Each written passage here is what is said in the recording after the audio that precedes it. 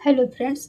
पिछले क्लास में हम शब्द और उनके भेद देखे थे। ठीक है, तो शब्द का डेफिनेशन देखे थे। शब्द का डेफिनेशन क्या देखे थे कि अक्षर के समूह को शब्द कहते हैं, या जिस अक्षर के समूह का कोई अर्थ निकलता हो उसे शब्द कहते हैं। ठीक है, और इसका भेद जो था वो अलग अलग आधार पर बताए थे। तो पहला आधार पर बताए थे दृष्टि के आधार से। तो दृष्टि के आधार से दो भेद बताए थे। कौन कौन? तो सार्थक और निरर्थक बताए थे। ठीक है, इसके बाद व्युत्पत्ति या रचना के दृष्टि से बताए थे। तो व्युत्पत्ति या रचना के दृष्टि से तीन भेद बताए थे शब्द के। कौन कौन सा था? तो रूढ़, यौगिक और योग रूढ़ था। ठीक है, अब हमको उत्पत्ति के दृष्टि से बताना है। तो उत्पत्ति के दृष्टि से वो बताए थे चार भेद। कौन कौन सा बताए थे? तत्सम, तद्भव, देशज और विदेशज। ठीक है, तो आज हम उसी का तत्सम, तद्भव, देशज और विदेशज का डेफिनेशन देखेंगे और उदाहरण देखेंगे और समझने का कोशिश करेंगे। ठीक है, तो देखेंगे तत्सम शब्द किसे कहते हैं। तो तत्सम शब्द किसे कहते हैं? तो जो शब्द संस्कृत से बिना किसी परिवर्तन के हिंदी में आए उसे तत्सम शब्द कहते हैं। कहने का अर्थ क्या हुआ कि जो शब्द संस्कृत से बिना किसी परिवर्तन के हिंदी में आ जाए। कहने का मतलब हुआ कि हिंदी का ऐसा शब्द है जो संस्कृत में भी सेम हो और हिंदी में भी सेम हो, कोई परिवर्तन ना हो, तो वैसे शब्द को तत्सम शब्द कहते हैं। या सीधे समझेंगे कि तत्सम यानी संस्कृत के शब्द को। ठीक है, संस्कृत के शब्द को तत्सम कहेंगे। ठीक है, जैसे जीवन, ये देखिए ये संस्कृत भी है और हिंदी शब्द भी है। यात्रा ये संस्कृत भी है, हिंदी भी है। प्रयोग संस्कृत भी है और हिंदी भी है। ठीक है, ये संस्कृत का ही शब्द है जो हूबहू बिना परिवर्तन के हिंदी में आ गया है। ठीक है, तो सीधे सीधे समझेंगे कि संस्कृत के शब्द को क्या तत्सम कहते हैं। ठीक है, अब तद्भव किसे कहते हैं? तो तद्भव कहते हैं, तद्भव उन शब्द को कहते हैं जो संस्कृत से ही लिए गए हैं परंतु हिंदी में आने पर जिसका रूप बदल गया है। ठीक है, तो इसको किसको कहेंगे? ये तत्सम, तद्भव जो है ये हिंदी के शब्द को कहेंगे तद्भव। ठीक है, अपने भाषा में तत्सम कहेंगे संस्कृत के शब्द को। तत्सम स इसमें तत्सम में स लगा है, तो संस्कृत के शब्द को तत्सम कहेंगे और ये तद्भव यानी हिंदी के शब्द को तद्भव कहेंगे। जैसे में या दूसरा डेफिनेशन है कि जो संस्कृत शब्द से बदलकर हिंदी में प्रचलित हुए हैं। ठीक है, जो संस्कृत शब्द से बदलकर हिंदी में प्रचलित हुए हैं वे क्या है? तद्भव है। तो कहने का मतलब वही हुआ कि हिंदी के शब्द को तद्भव कहेंगे। ठीक है, जैसे देखेंगे, जैसे तद्भव का एग्जाम्पल देखेंगे, आग, दांत, दूध, पानी, ये क्या हुआ? ये हिंदी शब्द हुआ। ठीक है, देशज शब्द समझेंगे। तो देशज शब्द किसको कहते हैं? देशज शब्द किसे कहते हैं? तो जो स्थानीय भाषाओं या बोलियों से आए हैं। ठीक है, जो स्थानीय भाषा या बोली से आए हैं। कहने का मतलब हुआ कि जहाँ हम रह रहे हैं, जिस क्षेत्र में हम रह रहे हैं, वहाँ का जो आम भाषा यूज कर रहे हैं वैसे बोली क्या हो जाएगा? देशज हो जाएगा। ठीक है, जैसे लोटा जो हम जहाँ रह रहे हैं, जो अपने माता पिता से या बुजुर्ग से जो भाषा सीखते आ रहे हैं वही आम भाषा हुआ, स्थानीय भाषा हुआ। तो जैसे लोटा, खटिया, पगड़ी, झोपड़ी, ये सब क्या हुआ? देशज हुआ। ठीक है, अब विदेशज समझेंगे। तो विदेशज शब्द किसे कहते हैं? तो जो विदेशी भाषाओं से हिंदी में आए हैं। जो विदेशी भाषा तो है लेकिन वो हिंदी में आए हैं, तो यहाँ कह सकते हैं कि विदेशी भाषाओं को विदेशज कहते हैं।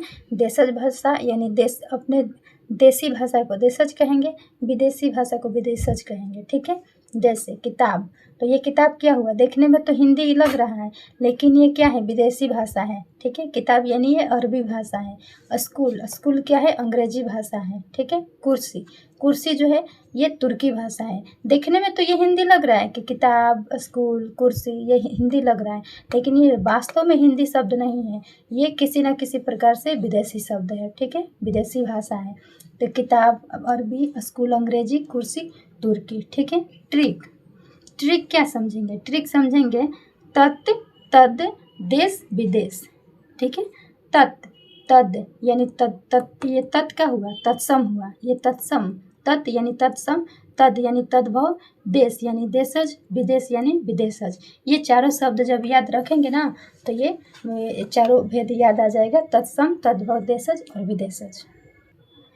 तत्सम तद्भव देशज विदेशज को और थोड़ा समझने का कोशिश करेंगे, ठीक है। तो यहाँ तत्सम क्या, संस्कृत जैसा को तैसा, ठीक है, यानी तत्सम यानी संस्कृत के शब्द को कहेंगे, संस्कृत के शब्द यानी जैसे को तैसा लिखा जाए तो वो तत्सम होगा, ठीक है, यानी संस्कृत के शब्द। अब तद्भव क्या होगा, तो संस्कृत से बदला हुआ शब्द यानी हिंदी का, ठीक है। तत्सम में संस्कृत का देखेंगे तो संस्कृत के शब्द को तत्सम कहते हैं, हिंदी के शब्द को तद्भव कहते हैं, ठीक है। देशज यानी देसी या स्थानीय भाषा, ठीक है। और विदेशज विदेशी भाषा से आया हुआ शब्द, वो क्या हो जाएगा, विदेशज हो जाएगा, ठीक है। यहाँ हम शॉर्टकट में याद रखेंगे, संस्कृत के शब्द को तत्सम कहते हैं। देखिए इसमें इन चारों में स किस में है, तो तत्सम में है, ये तत्सम में स है, तो तत्सम यानी संस्कृत के शब्द, स लग रहा है ना, तत्सम यानी संस्कृत के शब्द। अब देखिए तद्भव यानी तद्भव में कुछ भी नहीं आ रहा है तो ये हिंदी हो जाएगा, ठीक है। देशज में देश है, देशज देसी भाषा, देशज यानी देसी भाषा, और ये विदेशज यानी क्या, विदेशी भाषा, ठीक है, विदेशी भाषा। ये तीनों को तो याद रखने का लिंक मिल रहा है। तत्सम यानी संस्कृत, देशज यानी देसी भाषा, विदेशज यानी विदेशी भाषा और बच गया तद्भव, तो तद्भव यानी हिंदी भाषा, ठीक है। उम्मीद है इतना समझ में आया होगा। अब देखेंगे यहाँ तत्सम, तद्भव, देशज और विदेशज, चारों का एग्जाम्पल एक साथ देखेंगे समझने के लिए, ठीक है। जैसे देखिए ये तत्सम यानी संस्कृत का शब्द इसमें चाहिए, तो अग्नि क्या हुआ, संस्कृत हुआ। अब तद्भव आग जो हुआ ये तद्भव हुआ, ठीक है। देशज लोटा और ये विदेशज कमीज, ठीक है, कमीज कपड़ा। इसमें देखेंगे फिर तत्सम में दंत जो हुआ संस्कृत यानी दांत होता है, दंत संस्कृत का शब्द हुआ, ये दांत हुआ हिंदी, तद्भव। देशज में क्या हो जाएगा, झोपड़ी, और विदेशज में स्कूल, ठीक है। नेत्र तत्सम हुआ नेत्र, तद्भव हो जाएगा आँख, देशज हो जाएगा खटिया, विदेशज हो जाएगा रेल, ठीक है। अब इसमें ग्राम हुआ तत्सम, गांव तद्भव, ठेला देशज और पुलिस विदेशज, ठीक है। अब देखेंगे हस्त तत्सम हुआ, हाथ तद्भव हुआ, डिबिया देशज हुआ, टेबल विदेशज हुआ। अब देखेंगे तत्सम देखेंगे सूर्य, तद्भव देखेंगे सूरज, देशज देखेंगे गडरिया, विदेशज देखेंगे मशीन, ठीक है। अब यहाँ तत्सम देखेंगे पुत्र, तद्भव देखेंगे पुत्र यानी पुत्र, और ये देशज देखेंगे लाठी, और बैंक देखेंगे विदेशज, ठीक है। होमवर्क में दे रहे हैं आप लोगों को, निम्न शब्दों का पहचान करिए कि कौन तत्सम, कौन तद्भव, कौन देशज और कौन विदेशज है, ठीक है। ये नीचे शब्द हैं, आग, नेत्र, रेल, खटिया, कान, विद्यालय, पुलिस, लाठी, रात्रि, डॉक्टर, शिक्षक और पाठशाला। ये शब्द से चारों भेद निकालना है आप लोगों को, कौन सा तत्सम है, कौन सा तद्भव है, कौन सा देशज है और कौन सा विदेशज है, ठीक है। अब शब्द के भेद देखेंगे। चौथा नंबर, रूपांतर के दृष्टि से कौन कौन सा दृष्टि से बताएं शब्द का भेद। अर्थ के दृष्टि से 2 बताएं, सार्थक और निरर्थक। व्युत्पत्ति या रचना के दृष्टि से 3 बताएं, रूढ़, यौगिक, योग रूढ़, ठीक है। और उत्पत्ति की दृष्टि से 4 बताएं। उत्पत्ति की दृष्टि से 4, तत्सम, तद्भव, देशज और विदेशज, ठीक है। अब रूपांतर के दृष्टि से देखेंगे, तो रूपांतर के दृष्टि से रूपांतर के आधार पर शब्द के कितना भेद है, तो 2 भेद है। 1 नंबर विकारी शब्द, ये क विकारी शब्द, ख अविकारी शब्द। तो आप समझेंगे कि विकारी शब्द किसे कहते हैं, अविकारी शब्द किसे कहते हैं, ठीक है। तो विकारी शब्द का डेफिनेशन देखेंगे।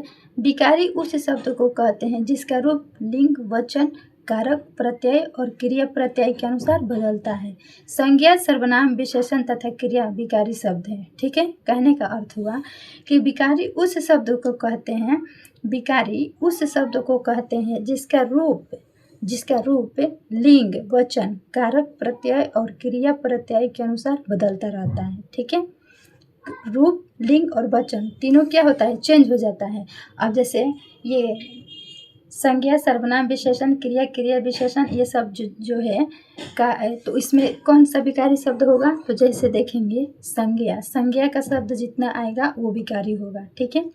सर्वनाम का जितना भी एग्जाम्पल आएगा वो सब विकारी होगा, विशेषण विकारी होगा, क्रिया सब क्या होगा, विकारी होगा। और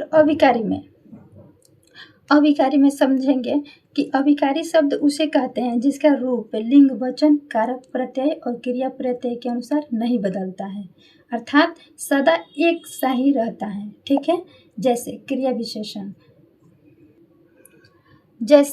क्रिया विशेषण, संबंध बोधक, समुच्चय बोधक और विस्मयादि बोधक, ये सब क्या है, अविकारी शब्द है या अविकारी अवयव है। ठीक है, निम्नलिखित में से विकारी शब्द छांटिए। ठीक है, होमवर्क दे रहे हैं आप लोगों को कि निम्नलिखित में से विकारी शब्द छांटिए। तो कौन कौन सा है, राम, सुंदर और क्योंकि, खेलता। ठीक है, तो हम इसका उत्तर भी बता दिए हैं। उत्तर इसलिए बताएं क्योंकि एग्जाम्पल नहीं दिए थे, डेफिनेशन बताए हैं ना विकारी शब्द और अविकारी शब्द का, तो उसमें एग्जाम्पल नहीं दे पाए हैं, तो यहाँ हम इसीलिए उत्तर बता रहे हैं। जैसे देखिए, निम्नलिखित में से विकारी शब्द छांटिए, तो विकारी शब्द कौन है, इसमें राम विकारी शब्द है, राम क्योंकि संज्ञा है। ठीक है, सुंदर क्या है, विशेषण है, इसीलिए विकारी शब्द है। और ये खेलता यानी खेलना क्या हुआ, क्रिया हुआ, तो क्रिया भी विकारी शब्द हुआ। ठीक है, दूसरा नंबर देखेंगे, निम्नलिखित में से अविकारी शब्द छांटिए। ठीक है, तो शब्द है लेकिन, पर, धीरे, लड़का, अच्छा। ठीक है, अविकारी शब्द छांटना है। तो लेकिन क्या हुआ, लेकिन जो हुआ ये समुच्चय बोधक हुआ। ठीक है, और ये पर जो हुआ क्या हुआ, ये क्या हो जाएगा, प्रीपोजिशन हो जाएगा। ठीक है, और ये धीरे यानी धीरे क्रिया विशेषण हुआ, तो ये अविकारी शब्द हुआ। ठीक है, उम्मीद है आज की क्लास आप लोगों को समझ में आई होगी, और नहीं समझ में आया होगा तो 2 बार 3 बार देखिएगा, बिल्कुल समझ में आ जाएगा। और ये जो शब्द जो पढ़ा रहे थे चैप्टर, आज शब्द कंप्लीट हो गया। ठीक है, तो इस क्लास में इतना ही। Bye bye, thank you.